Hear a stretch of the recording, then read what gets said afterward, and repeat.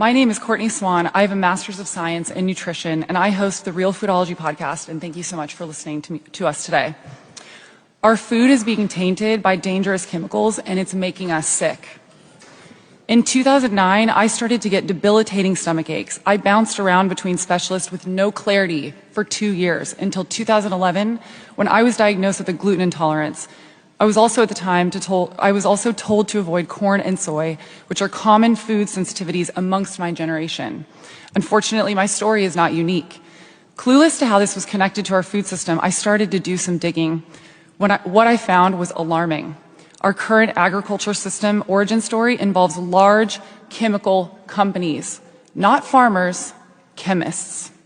85% of the food that you are consuming started from a patented seed sold by a chemical corporation that was responsible for creating Agent Orange in the Vietnam War. Why are chemical companies feeding America? Corn, soy, and wheat are not only the most common allergens, but are among the most heavily pesticide-sprayed crops today. In 1974, the U.S. started spraying our crops with an herbicide called glyphosate. And in the early 1990s, we began to see the release of genetically modified foods into our food supply. It all seems to begin with a chemical company by the name IG Farben, the later parent company of Bayer. Farben provided the chemicals used in Nazi nerve agents and gas chambers. Years later, a second chemical company, Monsanto, joined the war industry with the production of Agent Orange, a toxin used during the Vietnam War. When the wars ended, these companies needed a market for their chemicals. So they pivoted to killing bugs and pests on American farmlands. Monsanto began marketing glyphosate with the catchy name Roundup. They claimed that these chemicals were harmless and that they safeguarded our crops from pests. So farmers started spraying these supposedly safe chemicals on our farmland. They solved the bug problem, but they also killed the crops. Monsanto offered a solution with the creation of genetically modified, otherwise known as GMO crops, that resisted the glyphosate in the Roundup that they were spraying.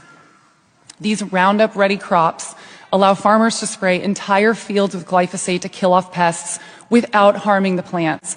But our food is left covered in toxic chemical residue that doesn't wash, dry, or cook off.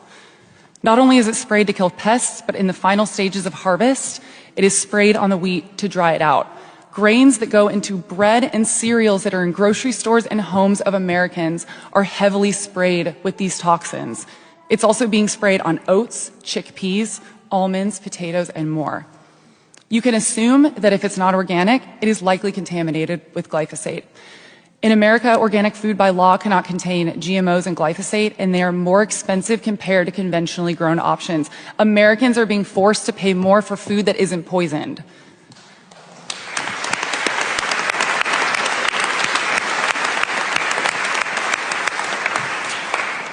The Environmental Working Group reported a test of popular wheat-based products and found glyphosate contamination in 80 to 90% of the products on grocery store shelves. Popular foods like Cheerios, Goldfish, chickpea pasta like Bonza, Nature Valley bars were found to have concerning levels of glyphosate. If that is not alarming enough, glyphosate is produced by and distributed from China. In 2018, Bayer bought Monsanto. They currently have patented soybeans, corn, canola, and sugar beets, and they are the largest distributor of GMO corn and soybean seeds. Americans deserve a straight answer. Why does an agrochemical company own where our food comes from? Currently, 85 to 100% of corn and soy crops in the U.S. are genetically modified. 80% of GMOs are engineered to withstand glyphosate.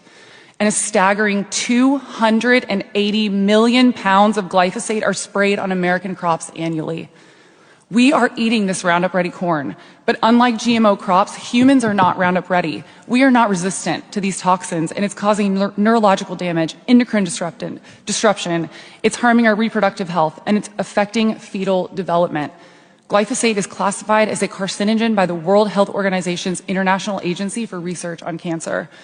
It is also suspected to contribute towards the rise in celiac disease and gluten sensitivities. They're finding glyphosate in human breast milk, placentas, our organs, and even sperm. It's also being found in our rain and our drinking water. Until January of 2022, many companies made efforts to obscure the presence of GMOs and pesticides in food products from American consumers. It was only then that legislation came into effect mandating that these companies disclose such ingredients with a straightforward label stating made with bioengineered ingredients, but it's very small on the package. Meanwhile, glyphosate still isn't labeled on our food. Parents in America are unknowingly feeding their children these toxic foods. Dr. Don Huber, a glyphosate researcher, warns that glyphosate will make the outlawed 1970s insecticide DDT look harmless in comparison to glyphosate. Why is the US government subsidizing the most pesticide-sprayed crops using taxpayer dollars? These are the exact foods that are driving the epidemic of chronic disease. These crops, heavily sprayed with glyphosate, are then processed into high fructose corn syrup and refined vegetable oils, which are key ingredients for the ultra-processed foods that line our supermarket shelves and fill our children's lunches in schools across the nation. Children across America are consuming foods such as Goldfish and Cheerios that are loaded with glyphosate. These crops also feed our livestock, which then produce the eggs, dairy, and meat products that we consume. They are in everything. Pick up almost any ultra-processed food package on the shelf and you will see the words contains corn, wheat, and soy on the ingredients panel. Meanwhile, Bayer is doing everything it can to keep consumers in the dark while our government protects these corporate giants. They fund educational programs at major agricultural universities, they lobby in Washington, and they collaborate with lawmakers to protect their profits over public health. 2 congressmen are working with Bayer right now on the Farm Bill to protect Bayer from any liability despite already having to pay out billions to sick Americans who got cancer from their product. They know that their product is harming people. Chronic illnesses are on the rise and half of our population is obese. This is a national security issue. 77% of young Americans are ineligible for military service.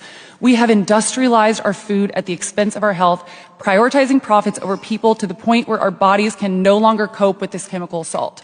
We must stop subsidizing the foods that make us sick. We must prioritize people over profit.